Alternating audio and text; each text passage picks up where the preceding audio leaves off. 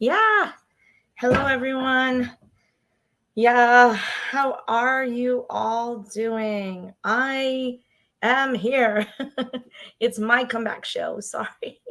It's been 3 weeks. I've missed everyone tons. It has been a massively eventful 3 weeks since our last live show. And I know that I really haven't actually gotten a chance to share with you so much that's been going on over the last 3 weeks. And I'm going to try in a very compressed kind of way to give you a good update on what the last 3 weeks have been like, and also to share with you the journey that we've been on for the 3 weeks, and in terms of also what life has been for us as we've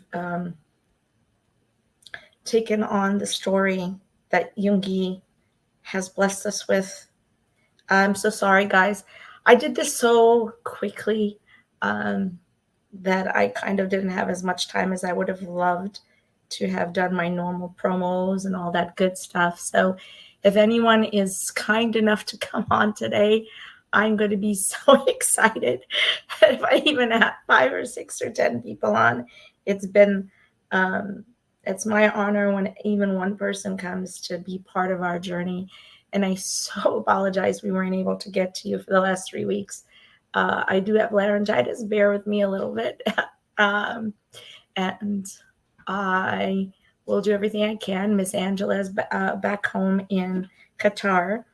And we were together in New York for D-Day 1 and 2 days. And she had to run back. And I had to come home because there's a lot going on here family-wise. But if you bear with me 1 second, guys, today is going to be a really important conversation. And I kind of know that even though I didn't share as much as I should have, that we were going to do the show today, you can always go back and find it a little later. And we are going to be doing this show is a series. It's called Ahigam, Mental Health, the Amygdala, and D-Day. And it's going to be a 3-part series where we're discussing releasing the forbidden conversation around mental health, around the impact, influence, and the function of the amygdala in terms of our trauma and trauma recovery. And we're going to tie that all in as we move along to D-Day, I don't call it a concert now, I call it a theatrical experience, because it was a masterpiece in storytelling. And then we're going to pull that together through how the set list told us the story. And I'll share what I can with you. I am hoping that we're able to get a few people on today for conversation. But today has a lot to do with learning about what we're looking at when we're talking about releasing forbidden conversations and forbidden messages in our world, in terms of suppression of self, suppression of self-value, self-worth, self-monologue in a sense, and how Hegam, but really how D-Day as a whole is an internal monologue between Yoongi and Suga and August D, and how we're just getting to look at that transparent window and be able to share that with him as he has that internal monologue. It's my personal perspective as I go through it, that's how I've seen it, that we're just lucky enough to have the opportunity to even share in this conversation he's had with himself as he works through his journey. And bear with me, man. I did this so fast today. There's a reason why I did it so quickly and why I didn't get a chance to put it up. It's been a really rough few days. I'm actually supposed to be in New Jersey right now, because I was supposed to be at the excuse me, I was supposed to be at the New Jersey concert last night.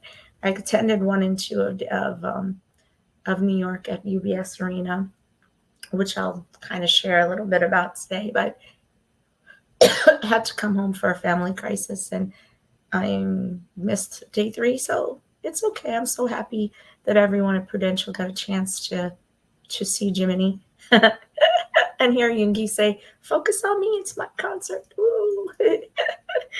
And Jiminy did say that he does want to come back, and Yoongi did ask him to do on the live Tony Montana. So we'll see what happens. I'm wearing one of the many, many, many gifts that was given to me. This one, I believe, was given to me by the lovely Majel, who was part of our Yoongi New York group. We had, about 47 people that we worked with in New York alone to be able to get tickets, and then an additional probably 10 to 12 for the New Jersey, and then many more as we move forward to the next set of concerts, or rather theatrical experience. Bear with me while I fidget, because it's, you know how I am when I'm on here.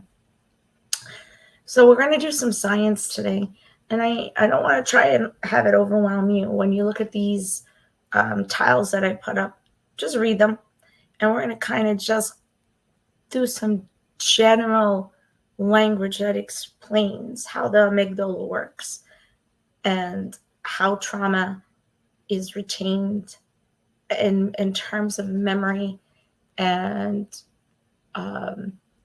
visual memory, auditory memory, and sensory memory in general, and how that affects our ability to heal, or to be able to work through fear, or through anxiety or stress, or many other psycho-emotional triggering events that we face through our lives, how those learned memories that have been sitting there actually help us to be able to process the stresses, the strains, and maybe be able to then come up with other strategies to be able to work our way through those things.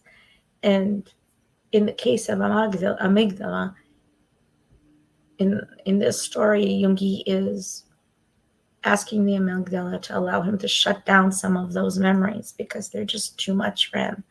And they're coming back so constantly that it's difficult for him to progress in his life. And so that is an extremely important conversation to have with yourself, because there are moments where that learned trauma memory can become overwhelming, because there are just so much for you to process that sometimes we don't take those retained trauma memories and put them into pieces and compartmentalize them and put them into the learning part of the brain, or the learning. Sometimes the cognitive wheel just says, I don't want to deal with that. And so sometimes, with certain traumas, we never get to a point where we've actually dealt with that. So as you could tell, I didn't start with my norm. This is a completely different conversation we're going to have today. And I'm hoping to keep this one pretty short, probably at 45 minutes tops. We want to be able to keep these conversations that we're having through the 4-part series digestible. We want them to be easy, but also, more than anything else, I want you to be able to share them with people. And sometimes having the longer conversations are just a bit too much for people to digest. And as we've looked at the work we've done in the past, we've had fantastic viewership, but I think that the viewers need a little less. So we're going to try our best. And I'm hoping that we get a couple people on here to chat with me and ask questions as I move forward. And I'm just going to say, hello, Army. Feel free to ask questions as I present information. Oopsie. Guess what I did? I have this really bad habit of keeping cap locks on. Feel free to ask questions as I present information. And what I'm hoping is, after we do this simple, shorter episode today, that you'll be prepared as we move forward on to the next one. So, hi everyone. I just sent that little hi message out there. So let's talk a little bit. I am so sorry. Also, bear with me as I have the laryngitis. Makes it a little bit difficult for me to be able to talk, but I'll do my best because I wanted to make sure and bring this to you. So we're going to play our opening tile real quick, and I'll be right back with you.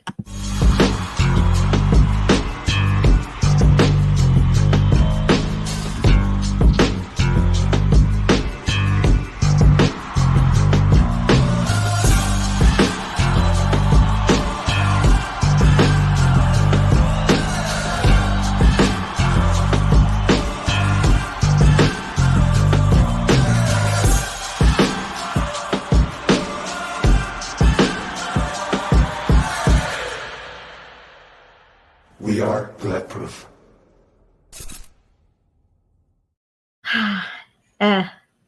It will never change. I will always love that.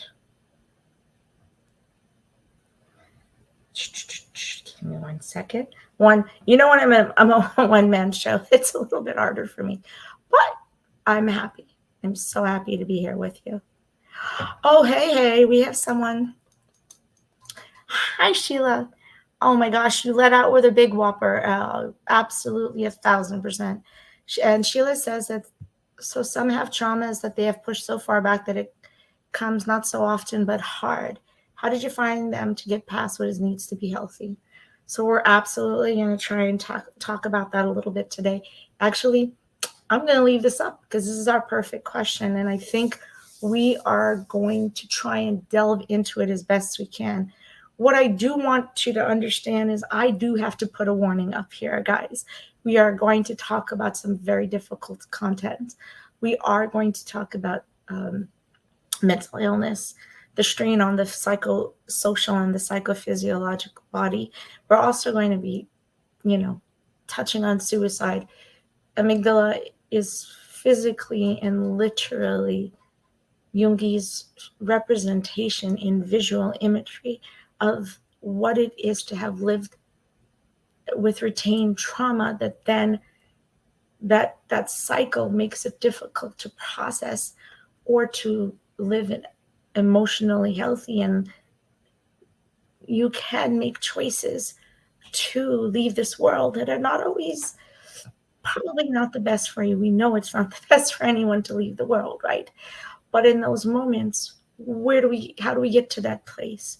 So I just want to be very transparent. I want people to remember I created this organization many, many years ago, Diversely Geek, because I had a brother who suffered through severe, and many family members, because of genetic and familial tendencies, who suffered through mental illness and the effects of mental illness. And I had a brother who that the trauma he experienced, made it very difficult for him to live a healthy life. And therefore, he went down that hole and into the darkness, and he spiraled, and he left his life because of that. And having made that choice in 2010, and me not being able to help him through that, even knowing what I know, it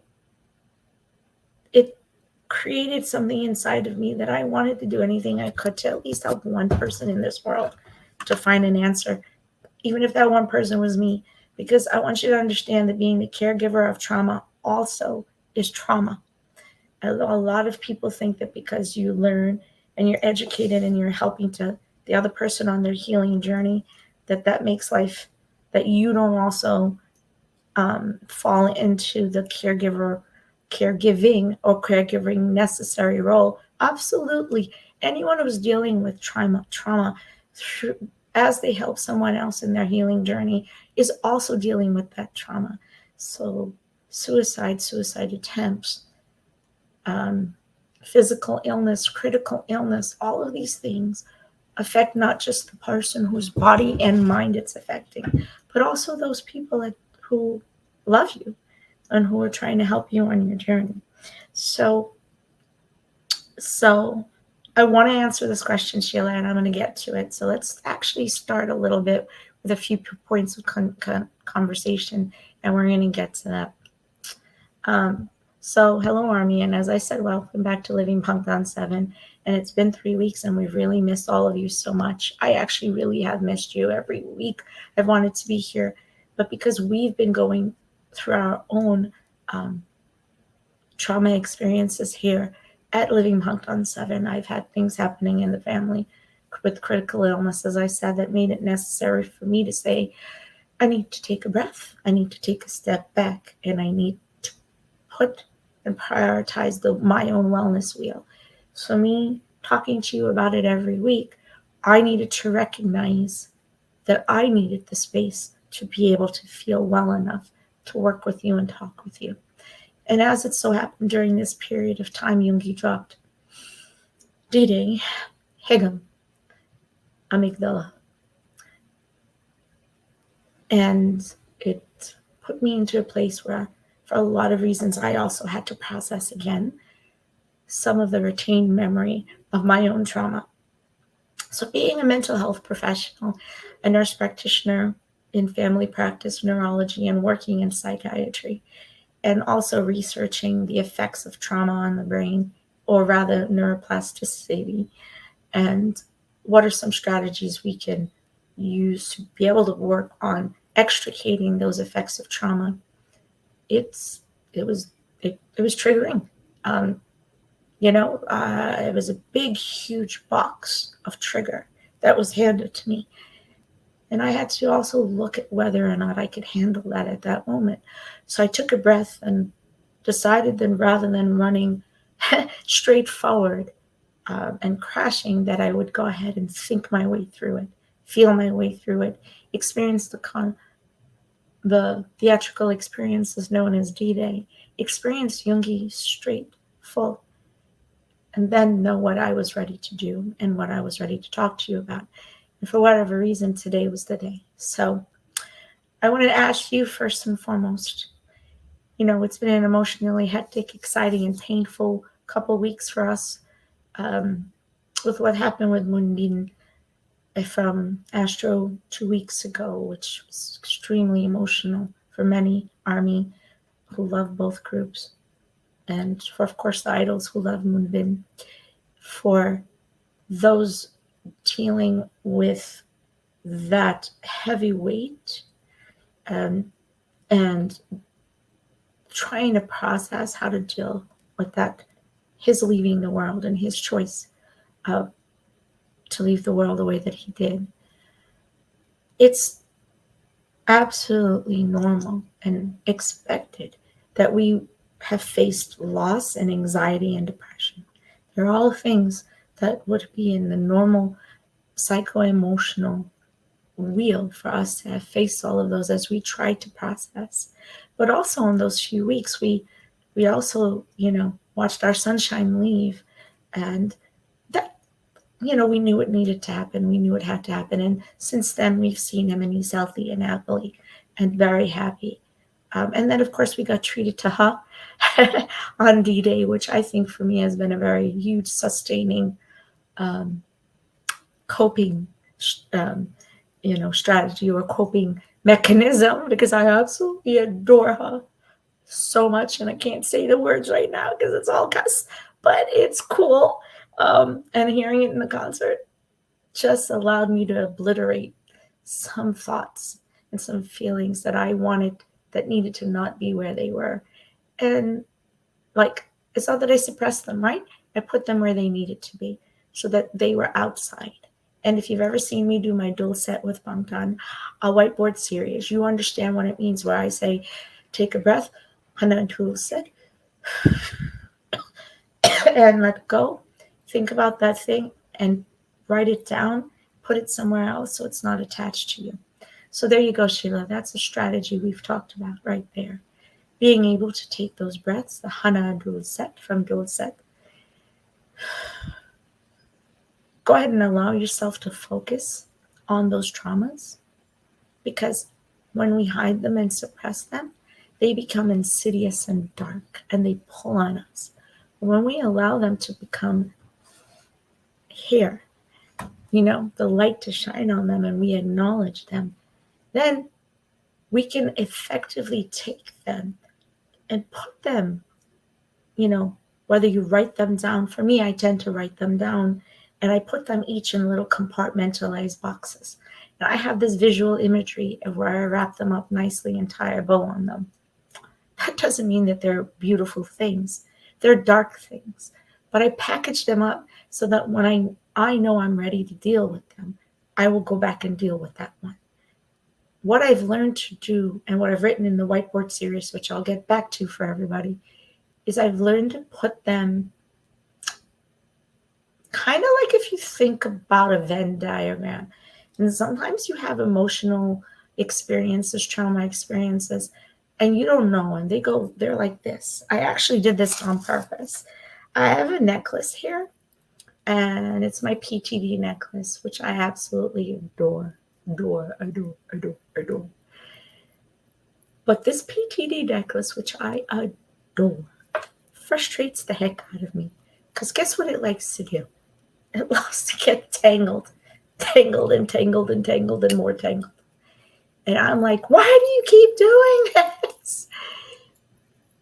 But if I pull on it really, really, really hard and try to untangle it, it doesn't work. I needed to slowly take it a little bit at a time to create the disentangling so that it would eventually get to this point where I could then grab the two sides, get them back to where they need to be, right? Feel them. And then I can put it on myself. That, if you were to think about that, it's an image of what it means to be able to disentangle the pieces of this trauma puzzle that are doing this, overlapping and knotting and tying. And we cannot just simply pull it apart, because if we do, we're going to break something. We might fracture something, right? And we don't want that to be what happens. We want to slowly be able to disentangle. Okay. Let me take a step back on that one. Disentangling is not easy. So please don't think that because I'm just saying it to you now means that that's how it's going to happen. It's not. Do you know how many times it took me to be able to effectively figure out how to disentangle this PTD necklace without getting frustrated? At least 15 times. Because when I first started having the issue, I just couldn't see my way clear to find the spaces where I could reach in and slowly start to extricate. That took me time. So it sounds like the silliest thing for me to give you an analogy, but the frustration of me not being able to disentangle that necklace is what we go through when we can't disentangle the stress and the strain and the trauma from our own daily life. That's how hard it is. So you can think of them as a jumbled knot inside of yourself. And you are looking at them like Rubik's Cube. And you're like, how do I turn what and where? How? Where? Do I turn it left? Do I turn it right? Do I go this way? Do I go this way? How do I disentangle this puzzle? That is where the heart comes in, Sheila. They're pushed so far back that they've now become pieces of silly putty all mashed together.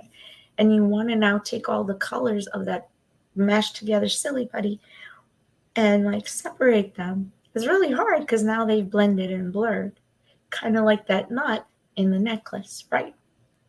So what do? There are things you need to do, and part of them I'm going to say is this. Recognize that there are parts, I'm going to write you right here, of our trauma memory that we may not be able to work on or fix today, tomorrow. Oops, hope I could smell. Or in a year. But it's in the recognition that oops, I'm trying to send you that. For some reason, that's Twitch is not working, but that's pretty cool. So if you're watching us on Twitch, I'll try and send it to you a different way. But the fact that you are able to recognize that those memories have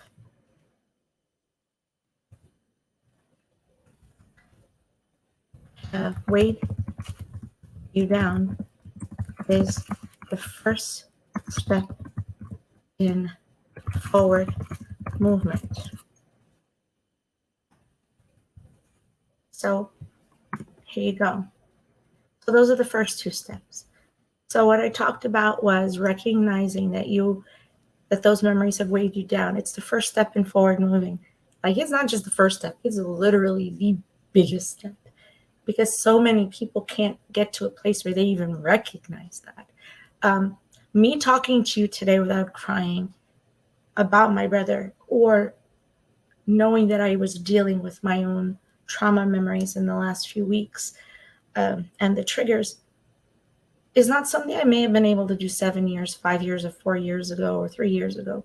But I can do it right now, and I can openly, transparently share it with you.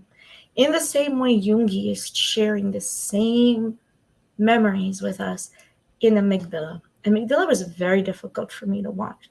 I got 47, literally 47 seconds in. If anybody wanted to play it through 47 seconds, I would say stop at that moment, and maybe it might be apparent as to why I would stop at that moment. It was like a floodgate. So, one, if you cannot listen to even Hegel, because Hegel is not easy. Hegel is this wealth of self-revelation and I want to say battle. You're not battling within yourself, right? What you're doing is, with Hegel, you're lifting the ban on the forbidden, as we've talked about. And in the music video, it looks like it's violence, right? But it's because Yoongi's battling the parts of himself that have kept him from being able to work on that self-recognition that we're talking about right now, the trauma recognition, the parts of himself that have kind of held himself back and attached him to the violence and to the pain and to the struggle. And we know this because we know in First Love, the very first thing that we saw, what we're seeing him is dealing with the fire. And when you go to, I'm actually wearing it today. I'm wearing the fire one, the flame one today on purpose, because the theatrical experience of D-Day, we are handed those flames. We're handed them. So we are shown them. We feel them. So we need to be ready for that. And he's presenting all those pieces of himself as he peels it away, as he goes through the untangling of the Rubik's Cube and the PTSD necklace, to be able to take and extricate each part of that trauma. And Yoongi's talking about, 14 years of trauma that he is now transparently sharing with us. That's just purely incredible that we got to be able to receive that from him. I'm going to say this.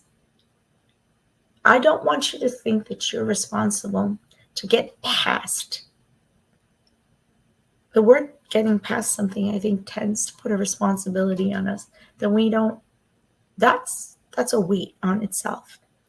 Don't weigh yourself down by expecting yourself to get past anything. What I want you to do is, this. Recognize that these memories have weighed you down, because it's the first step in forward movement. Recognize it first. Write it down. Put it in a nice package on your whiteboard. Look at it.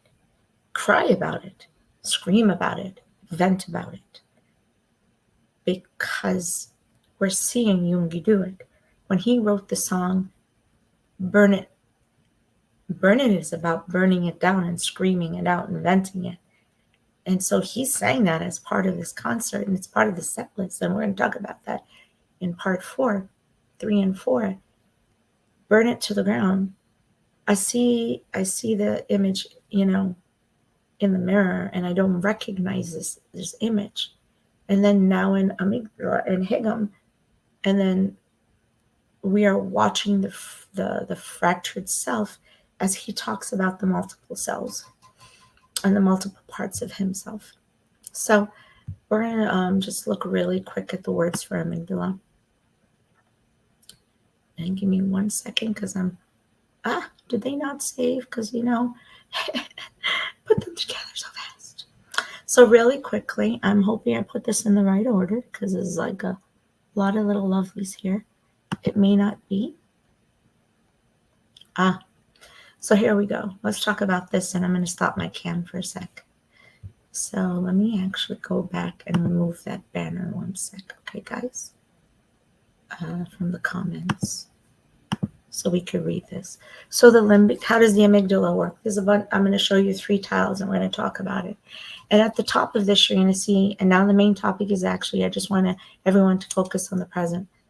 So Jungi's forward propulsion and forward movement was about taking away those weights that we talked about a little bit, and recognizing that those memories are weighing him down. And in amygdala, he's saying, can you just get rid of these memories, or can you put them somewhere else? Because I need to open that door, and I might not be able to make it to that door if I don't have some help to get there. So in the amygdala, which is part of the limbic system, so the limbic system is vital for one's normal functioning. This system acts as the center of emotion and memory. It is also contributed to the control of reactions. This is the important part, what I want you to know right here. To stress, attention, and sexual instincts. It comprises a set of complex structures anatomically divided into the limbic cortex, the cingulate gyrus, parahippocampal gyrus, hippocampal formation, dentate gyrus, hippocampus. It's a bunch of little systems that are right in here that are all attached to the frontal cortex. So there. The hippocampus, the suborbicular complex septal hypothalamus, which is extremely important in our hormonal system, and the amygdala. And as we know, the amygdala are these little almond-shaped images that are here and buried inside, and they're on the 2 sides. So the amygdala manages the processing of information between the prefrontal temporal association cortices, that's woohoo in here, and the hypothalamus, woohoo in here. So I'll put up an image of that a little bit later. It has neural circuits to carry out its different functions with 2 major output pathways. I'm getting messages as we go, so I apologize. The dorsal root versus the striate terminalis. So basically, these roots that we're talking about have to do with pathways for input, what we're receiving, and then the second set of pathways is about output. So with the trauma wheel, what happens, Sheila and anyone else who's listening, sometimes all we receive is the input. And that's what he's talking about in amygdala. Sometimes the input just keeps coming in. It's trauma, memory, bills. We can't always process, and we don't get to the point at which we find a way to take that learned, retained memory of trauma and fear and stress and use it in an effective way to be able to cope as we move forward. Coping is at the other side of this whole thing. So that's called the amygdala fugal pathway. That's part of the amygdala fugal pathway. So that's, it's so complex, my dears. The amygdala also functions in regulating anxiety, aggression, fear conditioning, which is what I'm talking about right now. Fear conditioning. That means I have had an experience, and that experience has teaching me to know what to be afraid of, or rather what not to do. I am a child. I put my hand in the fire, and my hope is that I have learned and retained this memory that allows me then to regulate my emotional, my cognitive, and my mobility function that says, don't take your hand and put it in the fire again because you're going to get burnt. And if you keep it there, you're going to not just get burnt, you're going to damage yourself. And if you stay there, you're leading to the possibility of death. I'm being honest. I told you I gave you guys a warning ahead of time. So the amygdala is the place where we regulate anxiety that has to do with, I am in a situation, and the sensory input I am receiving right now is way too much for me. So I am telling myself to walk away from it. I'm at work. The conversation and the situation I'm dealing with is anxiety provoking, and it's creating emotional strain and stress in me. Okay. And I get to a point where I don't know how to actually functionally move through it. And so we get stuck in the retained memory of the trauma, the fear, the anxiety, the aggression. The fear conditioning gets stuck. So the emotional memory stays, but we don't get through the place where we've learned now, where we learn from it. And cognitively, we can socially, functionally, mobility, know what not to allow.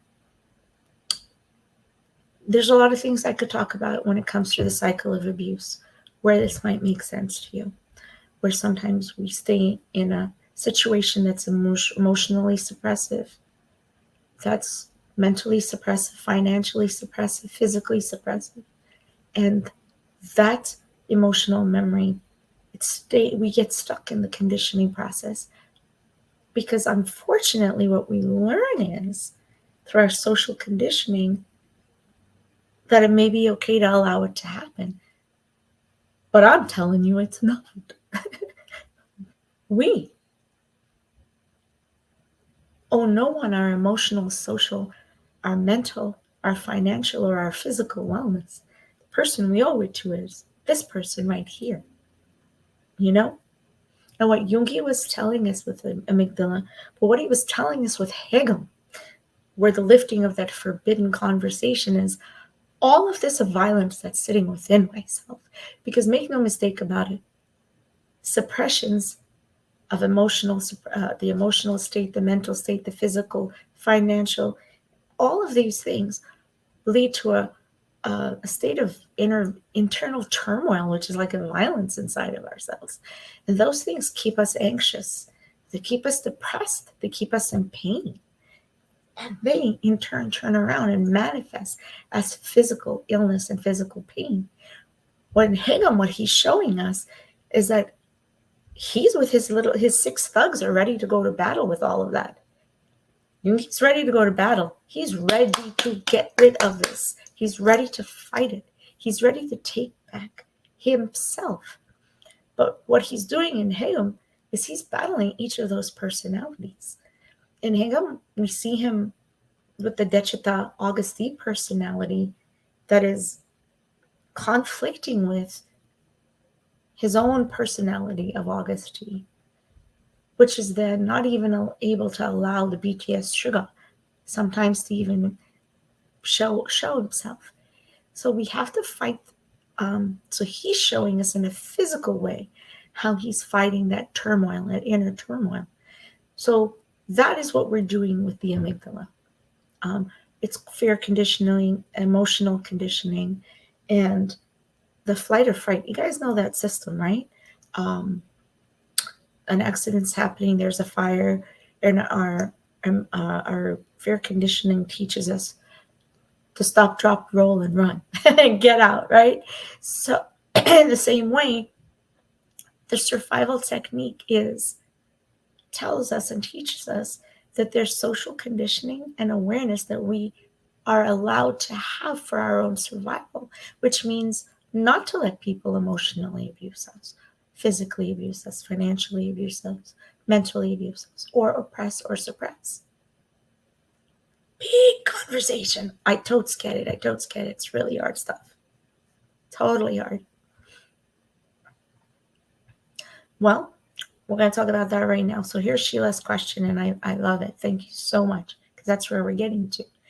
So if you can't leave that place, how do you learn to deal with your situation? So I didn't say that we weren't leaving that place. What we did was talk about a strategy to be able to take the thing that's holding you or weighing you down to that place and extricate it from yourself, like untangling the necklace or working on at least making one color on that Rubik's Cube. I don't ask anybody to solve a Rubik's Cube. I'm like, hey, success is in getting one color on one side of a Rubik's Cube. That's massive. That's what you want to do. So don't weigh yourself down to leave that place. That's too much. We started off by saying that, actually, I probably think I haven't even gotten to that spot yet, but I'm going to in a little bit. I'm so sorry, I have it written down. So there's a today, there's a tomorrow, and then there's a year from now and 10 years. You are responsible for today. So if you can't leave that place today, that's okay. That's okay. I don't expect that from you. When I work with patients, I do not expect them to have an answer today. Why would I do that? If you're emotionally, mentally, and physically traumatized, how could I possibly expect you to walk away from it today?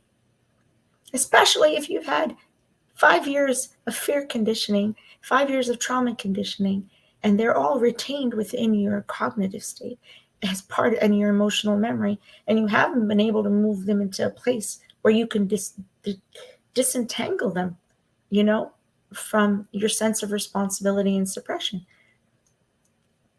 The one thing I ask of you is finding the strategy to not allow them to suppress. So there was a couple ways we did that. Think about taking a whiteboard, like I talked about, and taking each of those pieces and writing them down, even in a Venn diagram, even if they overlap, let them overlap, let them overlap, because it's okay. Hey, I'd have to give me 1 second. I'm going to remove the banner. I actually want to go on to the last part of the amygdala real quick. And then I promise I'm going to go right back to your question. So the amygdala is also necessary for learning, and here we are. So this is where we're going to go into the answer to that.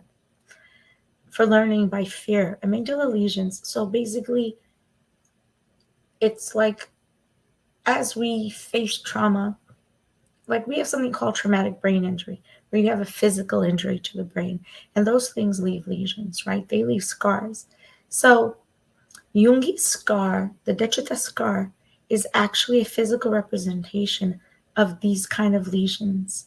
So as we move forward in the fear conditioning and trauma conditioning, as we learn from them and cognitively work towards knowing how to disentangle or not do the thing or not be engaged in the thing that was harming us, we go through something called active avoidance, escaping from fear, and passive avoidance, or of conditioned responses.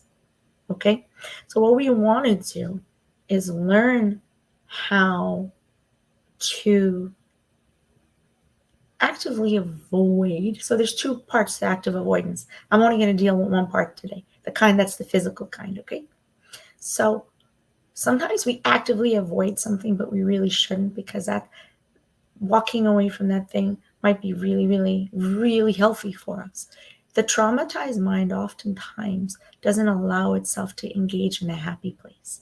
And Sheila, let me just say, the fact that you're on the show today and listening to me, the fact that you're a fan of Bangtan, the fact that you listen to their lyrics and their music means that you are willing and that you have an active coping strategy to help you to actively work on disentangling yourself.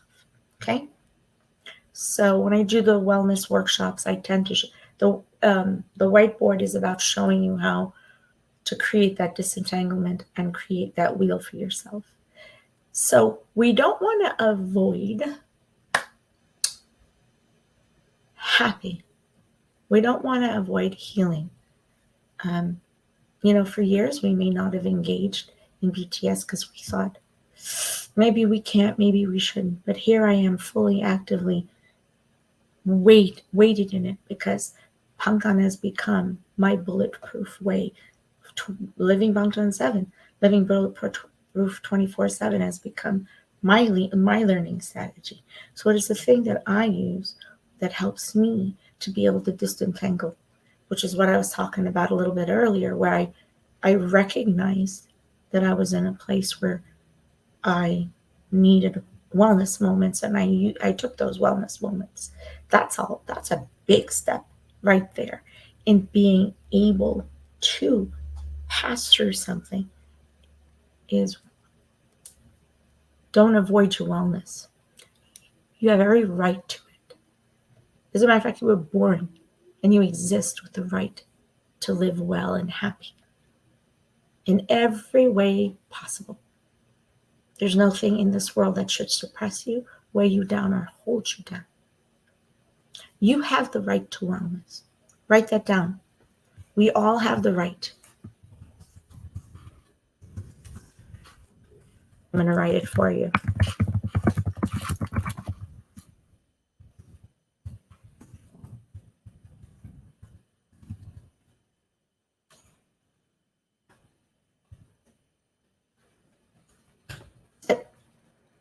Claim that sentence. Every time it weighs you down, write a sentence that you can claim as your wellness strategy and coping strategy. For me, I use Hana Dulcet with Bangtan, self-care with Bangtan. I created words for myself, and I created the title Living Bangtan 7 so I'd always remember that I have that wheel. I have them as a strategy when I get stuck, and I reflect back on them. That's what you need. You need a strategy that helps you to remember that you are valued, worthy, and perfect. Find a song, an image, a show, like a Run BTS episode, a speech, Namjoon's speech during Indigo. There were 3 that just I sit and I go back and reflect on, and I would love to show that. I actually think I still have them in here. Something that reminds you are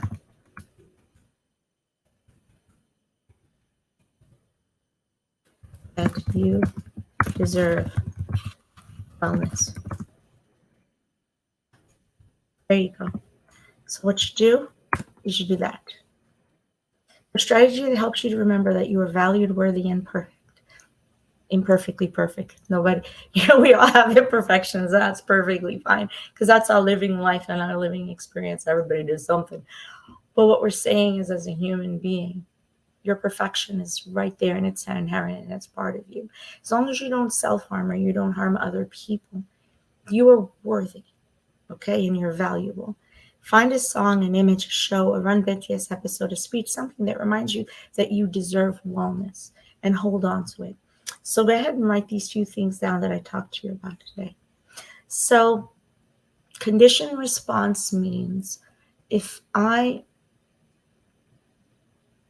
face the trauma, and that trauma is something that I retain. I don't really want to talk about abuse today because I don't think that's the space we want to get to. Not yet.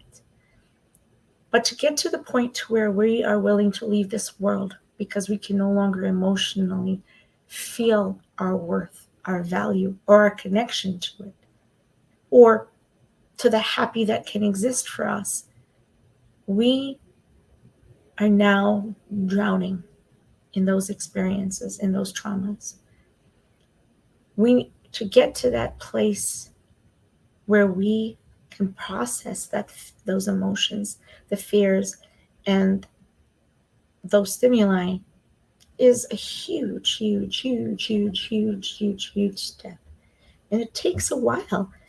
Don't expect it today. What you need to expect is that the number one thing is to recognize that you have these things that might be weighing you down. And recognizing them, as I've said a few times, is the first, absolutely first step in telling yourself that you are worth recognizing them, that you are worth wellness. And I recognize that these are the things that are suppressing me, my physical and my emotional forward propulsion. In the same way that we see in amygdala and in Hegel, we're looking at two forward propulsions. And one is about battling those dark sides of Jungi's personality. And the other one is him crying out and saying, I want to survive. And him physically showing all of what suppressed him, all these memories that are weighing him down, and him saying, but I want to survive. I need to survive this. Help me to be able to survive this. And we're going to go into more later. There's so much about the video that we'll talk about later. Right now, it was just about focusing on understanding how the amygdala's process works. And for its role in memory, the activation of the amygdala has a modulatory effect on the acquisition or acquiring and consolidating memories that evoke an emotional response. That is what he's talking about amygdala. But actually, understand it's what he's talking about in Hegel. He's talking about the role in memory, how the amygdala's role in memory.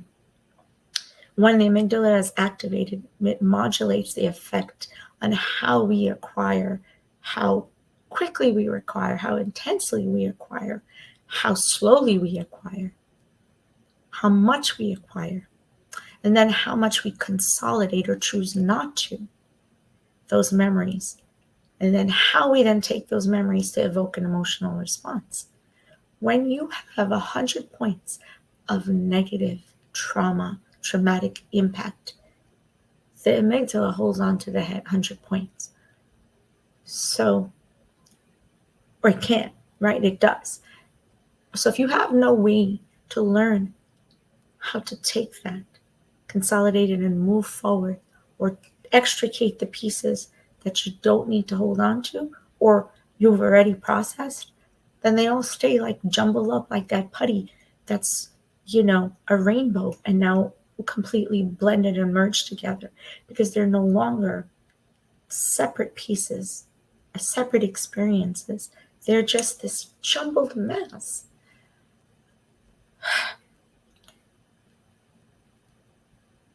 Again, if I wanted to detangle the necklace, I needed to be able to just say, I recognize that the necklace is tangled. I recognize that the pieces of the necklace are tied into knots. It's not going to help for me to allow them to stay consolidated, because that then evokes an emotional response of frustration and pain and anxiety and depression. What would help is to say, what's the first thing I can do? Do I just need to put it down? Do I just need to put it down? Sometimes you just need to put it down and recognize I don't need to wear that necklace today. I recognize that I don't need to get the red out of that merged blended silly putty today. I also recognize that I don't need to get 100% of the side of the Rubik's Cube done today. I am perfectly happy with 1/5 of that Rubik's Cube. I got 4 pieces that matched. That's success. That is how we slowly move our way forward in the trauma wheel towards it's the small stages of recognition. Recognize that we don't need to get that entire Rubik's Cube solved, nor do we need an entire side of it solved. It's okay just to get 20% of it done. It's okay just to get 10% of it done. It's okay to put the necklace down and not untangle it. It's okay. That is the lesson that Yoongi took so long to learn in all of these years, that it made it difficult for him to extricate himself from that experience. So that, my loves, is what we're talking about.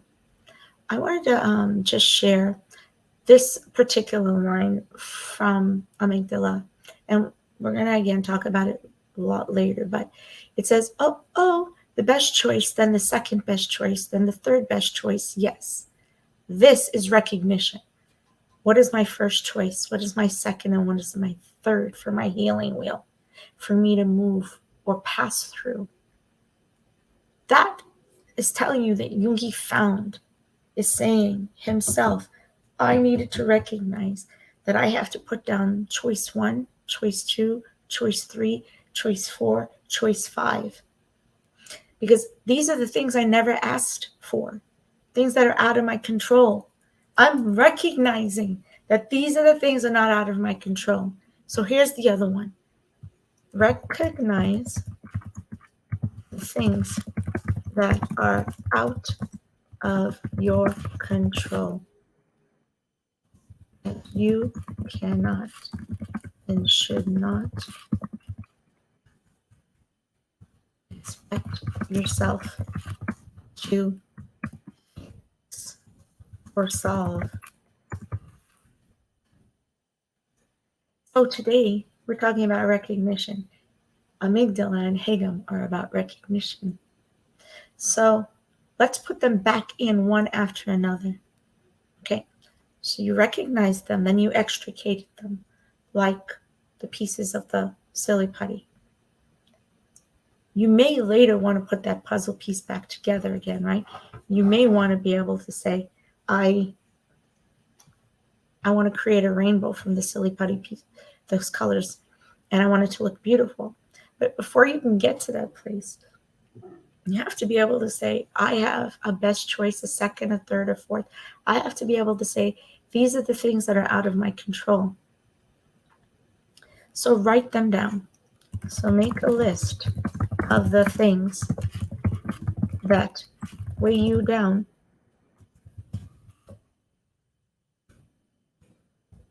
that you cannot control. And then allow yourself to recognize that they are not your. So we're going to add the word fault. A lot of people are not able to move past because they simply hold on to all of it as a fault. It's not a fault. They're not your fault. None of it's your fault. Unless you physically chose to go harm someone and you knew that you were harming them. In that case, that's a different story, and that's not what we're talking about then.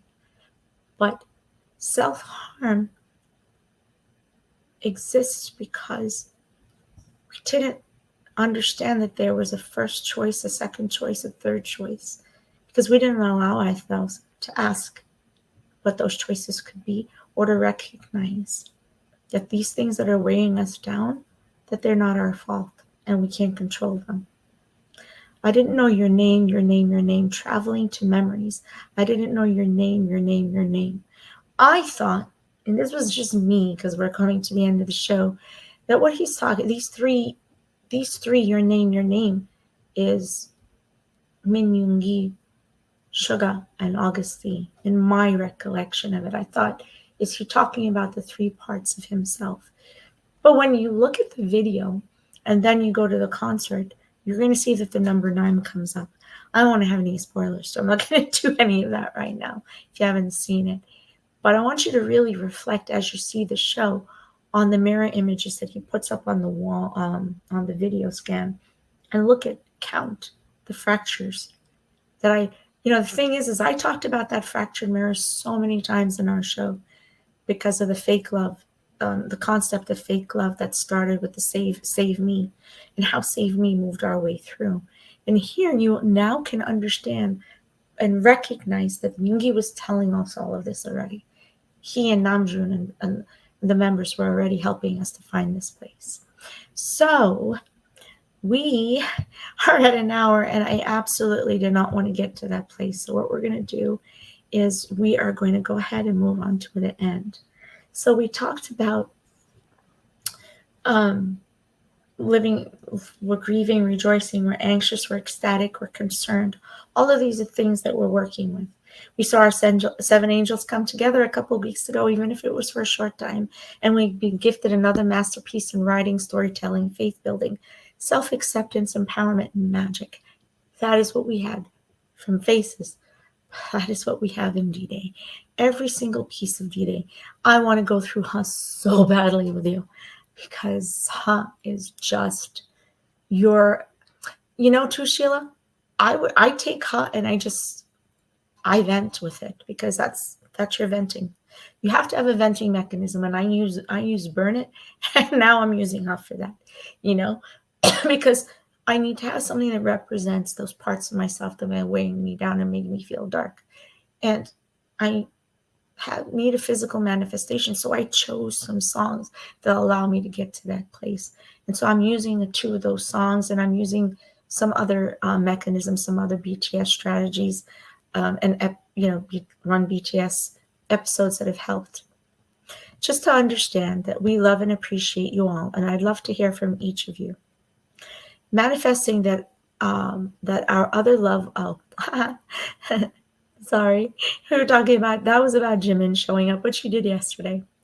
And I'd love to hear from each of you. So if you can just drop a purple heart or a thumbs up here, or on any of our sites. We're Living Punked on 7, and we're on Twitter. We're on YouTube. We're on Tumblr. We're on Instagram. We're on Facebook. We're on TikTok. And all of those places, I'm putting out wellness conversations all the time. Here at LB7, our entire model is about world building, creating safe and cathartic spaces for Army and anyone who needs to hear these words. For anyone who didn't have anywhere else to turn, offering a place for rest and respite. Even we at LB7 need moments of respite. So I personally took 3 weeks to find my own balance because of some very painful life events. And I'm grateful for my team who supported me and this organization, and all of our fans and followers and absolutely lovely Army who supported our organization while I've rested my mind. Then we had the opportunity to go to D-Day and did our first wellness excursion. It was an unbelievable 4 days. It's the first one we hosted, and we're going to share about that as we move forward. And just remember that LB7, Living Bangtan 7, is here as a reminder of the power that the bulletproof of Bangtan philosophy has as a source of healing for healthy coping and support when we are struggling to believe in ourselves, which is how and why we created today's show, a Hegum, mental health, the amygdala, and D-Day. And you can find us on all of our social media sites. Please find us. Please come back to me and talk to me and let me know what you need. And I hope in the short time, yeah, I got the ones too. See, Burn It. It is crazy that you and I totally agreed on Burn It. Guys, please use Burn It. Burn It is an extremely important part of this healing process. And you know why? You know that now because it's part of the set list and has a very, very strong presence towards the end of the concert. Again, not going to spoil anything. We're going to go deeper into the set list as we move much farther down into the concert. So I'm going to go because we're past an hour, and I promised it would be 45 to 15 minutes. Sheila, I thank you so much. Thank you so much, because just these few questions really helped me to be able to move along the conversation today. And I really, truly hope that I was able to bring some kind of light and some positivity into your world today. And I hope that we were able to help you know that Living Bangtan 7 is here with you. I'm wearing my merch. So my merch. Got my merch. By the way, merch is like a really, really, really, really cool, cathartic part of our healing. And so everybody knows how much I love my jewelry. And so I use jewelry for catharsis. I use jewelry for tactile stimulation. Sometimes, last trigger because I'm about to go. Listen. You know how I'm always telling you about on the show about how I touch and I hold and I use the sensory stim. So this is a sensory. Oh, of course, you're so welcome. That's what I'm here for, my dear. Thank you so much. I choose jewelry as a sensory stim for myself to be able to help me to when I'm going through a darkness in those moments.